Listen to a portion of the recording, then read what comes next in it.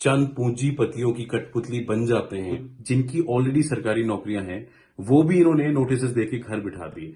Purposely और intentionally इन्होंने सारी सरकारी कंपनियां जैसे कि hall, DRDO, ONGC, steel authority of India, ये सारी कंपनीज मार दी मैडम। अब ये अगर ये मिली भगत ना है तो नहीं है तो क्या है, आप बताइए। मिली भगत के थ्रू इन्होंने सारे पैसे सरकारी सरकारी बैंकों से ये प्राइवेट प्राइवेट बंदों को दिए हैं। जैसे कि आप जानते हैं 12 तारीख को हिमाचल में इलेक्शन है और सबसे बड़ा मुद्दा महंगाई का है। तो इस महंगाई के मुद्दे पे आप क्या कहना चाहते हैं? मैम, महंगाई तो काफी बढ़ चुकी है। महंगाई काफी पीक पे है, बट महंगाई का एक बहुत मेजर कारण, फोरमोस्ट कारण पेट्रोल और डीजल हाइक होता है। और पेट्रोल और डीजल हाइक जो होता है मैम, वो इंटरनेशनल मार्केट्स पे डिपेंड होता है। इंटरनेशनल मार्केट्स और सेंटर की सरकार मिलके ये ऊपर नीचे होता है। तो सेंटर की जो सरकार है, भाजपा सरकार, इसने महंगाई काफी बढ़ा दी है। मैं इसका आपको कारण छोटा सा बताता हूं। जब मनमोहन सिंह की सरकार थी, जो 2014 में जब मनमोहन सिंह की सरकार थी, तो क्रूड ऑयल जो कच्चा तेल होता है उसकी कीमत $150 प्रति बैरल थी। तब हमारा जो डीजल और पेट्रोल था वो 50 या 55-60 रुपए के बीच में था। और उसमें एक्साइज की जो ड्यूटी लगती थी वो 4 लाख करोड़ रुपए लगती थी। बट आज जब क्रूड ऑयल जो कच्चा तेल है उसकी कीमत $40 रह गई है इंटरनेशनल मार्केट में, $40 प्रति बैरल, तो आज पेट्रोल की कीमत 100 पार है और उसमें एक्साइज ड्यूटी 28 लाख करोड़ रुपए लगा दी है। पिछले 7-8 साल में, 4-5 साल में 16 बारी जीएसटी इन्होंने बढ़ाई है, एक्साइज ड्यूटी बढ़ाई है। डीजल में 400% और पेट्रोल में 270% इन्होंने एक्साइज ड्यूटी लगाई है।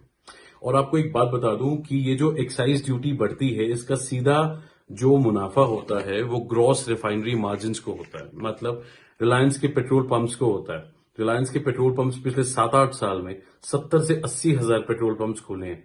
तो डायरेक्ट मुनाफा प्राइवेट कंपनीज को होता है और अंबानीज को होता है। और जो नुकसान होता है वो सरकारी बैंकों को, सरकारी लोगों को और आम इंसानों और आम जनता को होता है। और मैं आपको एक बता दूं कि मनमोहन सिंह के टाइम जब ये 4 लाख करोड़ रुपए एक्साइज ड्यूटी होती थी, मनमोहन सिंह सरकार 1 लाख करोड़ रुपए हर साल किसानों का माफ करते थे।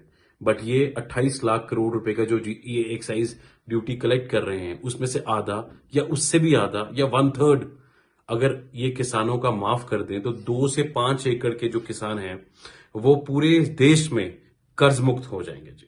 हाँ जी। एक और मुद्दा है बेरोजगारी का। इस बेरोजगारी के मुद्दे पे आपका क्या कहना है? मैम, बेरोजगारी तो दिन बर दिन बढ़ती जा रही है। बेरोजगारी एक बहुत बड़ा मुद्दा है। मैं आपको एक इंग्लिश में कहावत है ma'am, elections are not fought for next elections, elections are fought for next generations. Elections अगले इलेक्शन के लिए नहीं लड़ा जाता, इलेक्शन अगली पीढ़ी के लिए लड़ा जाता है। अब मैडम बात ऐसी है, अब इन्होंने 2 लाख नौकरियां, 2 करोड़ नौकरियां हर साल देने का वादा किया था। बट इनके अपने सरकारी आंकड़े कहते हैं कि इन्होंने 8 लाख नौकरियां दी हैं। तो 8 लाख नौकरियां 8 साल में दी हैं, तो 1 लाख नौकरी प्रति ईयर दी है।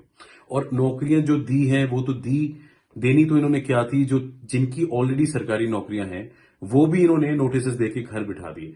पर्पसली और इंटेंशनली इन्होंने सारी सरकारी कंपनियां जैसे कि hall, DRDO, ONGC, steel authority of India, ये सारी कंपनीज मार दी मैडम।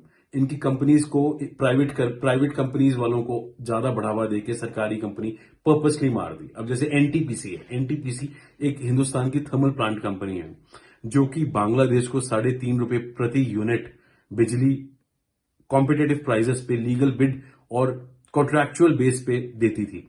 इन्होंने उनका कॉन्ट्रैक्ट कैंसिल करके without any contract, without any bids, Adani's को ये पूरा का पूरा जो इनका कॉन्ट्रैक्ट था वो दे दिया 35,000 करोड़ रुपए का।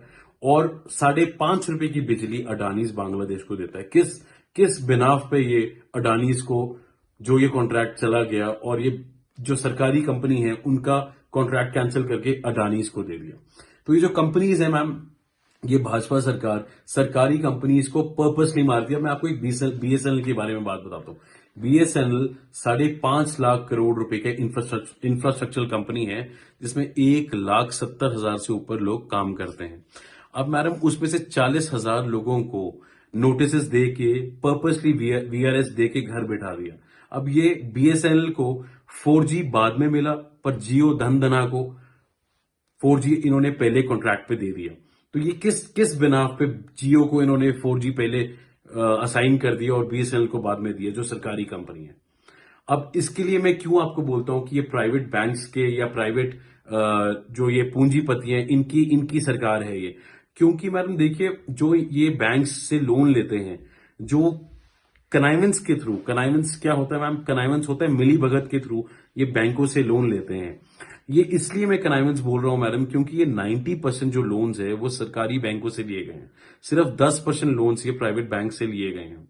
और 90% जो लोन्स, अब मनमोहन सिंह के टाइम पे मैडम एनपीए जो थे वो 2 लाख करोड़ रुपए थे, जो आज 15 लाख करोड़ रुपए या उससे भी ज्यादा हो गए, जो आपके मेरे जैसे लोगों के पैसे हैं। अब ये अगर ये मिली भगत ना है तो नहीं है तो क्या है, आप बताइए? मिली भगत के थ्रू इन्होंने सारे पैसे सरकारी सरकारी बैंकों से ये प्राइवेट प्राइवेट बंदों को दिए हैं। हाँ जी। लोग कहते हैं भाजपा सरकार ने बहुत काम करा है, उन कामों को लेके आपका क्या कहना है? मैडम ऐसा है, मेरे फादर मुझे एक इंटरव्यू दिखाया करते थे। वो इंटरव्यू अमेरिकन जर्नलिस्ट का था, जो बाबरा वॉल्टर्स है, अमेरिकन जर्नलिस्ट और अमेरिकन पॉलिटिशियन था, हेनरी किसिंजर। तो बाबरा वॉल्टर्स ने हेनरी किसिंजर से पूछा था एक बार कि आप क्या चाहेंगे कि आपको दुनिया कैसे याद रखे। तो हेनरी किसिंजर का जो जवाब था वो बहुत अहम था। उन्होंने कहा था कि a man who made the difference.